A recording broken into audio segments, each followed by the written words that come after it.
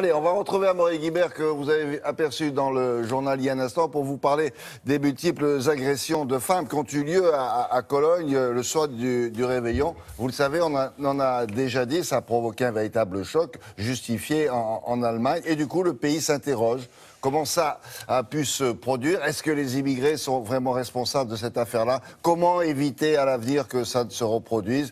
Et on va voir ce que les Allemands en pensent. C'est justement la question que l'on pose à Amaury. Bonjour Amaury.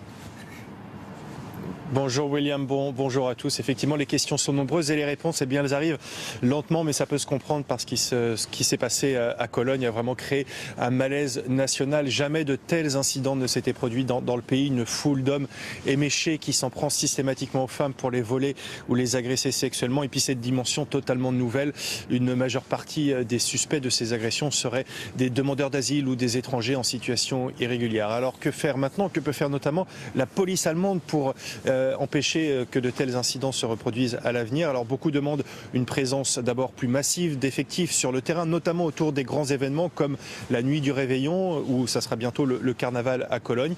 Et d'autres demandent aussi un déploiement plus massif de la vidéosurveillance.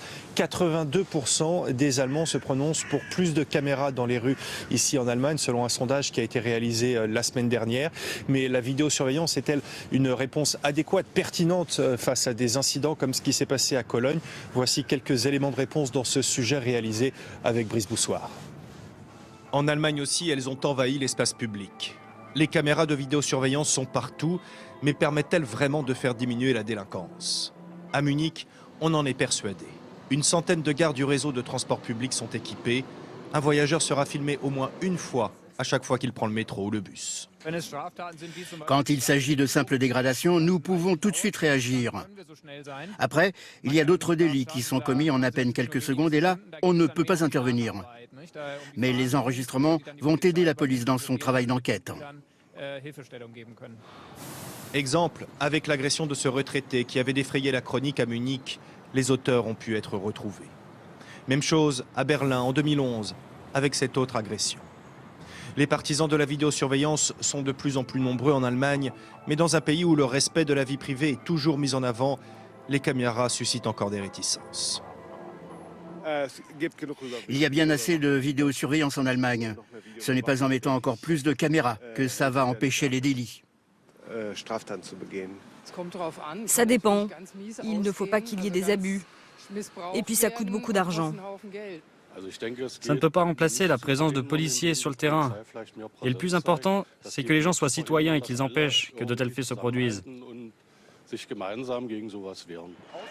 Mais après les événements de Cologne, lors de la nuit du réveillon, la vidéosurveillance pourrait encore une fois montrer son utilité a posteriori, alors que la police a été incapable d'empêcher les agressions et d'arrêter des suspects le soir des faits.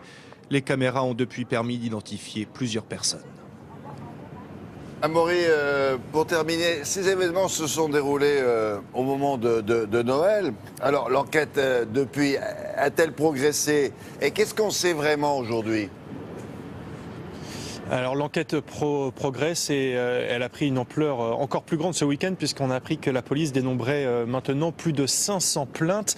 La police dispose aussi de 350 heures de bandes de vidéosurveillance et ça sera essentiel bien évidemment pour identifier les suspects, des suspects qui seraient en majorité bien des hommes jeunes originaires d'Afrique du Nord, du Maroc ou d'Algérie. Aucune arrestation, je vous le disais, n'a eu lieu, mais la police semble assez sûre d'elle. Ces suspects seraient des demandeurs d'asile ou des étrangers en situation irrégulière. Alors, face à cela, la chancelière allemande a évidemment haussé le ton.